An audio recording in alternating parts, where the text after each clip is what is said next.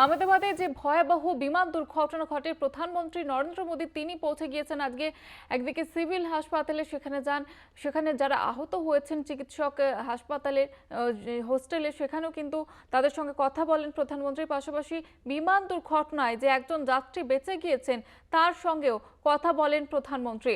পাশাপাশি যেখানে ঘটনাস্থল পরিদর্শন করেন প্রধানমন্ত্রী, সেখানে উদ্ধার কাজ এখনো পর্যন্ত চলছে।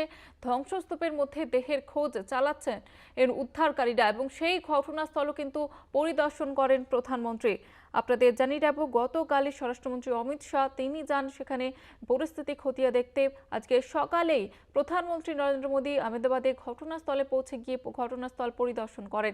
পাশাপাশি সিভিল হাসপাতালেও পৌঁছন প্রধানমন্ত্রী, যেখানে বিমানটি ভেঙে পড়ে।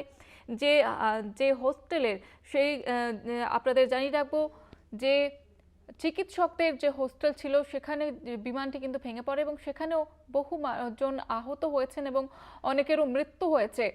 আহতদের দেখতে আহমেদাবাদ সিভিল হাসপাতালে পৌঁছন প্রধানমন্ত্রী নরেন্দ্র মোদী।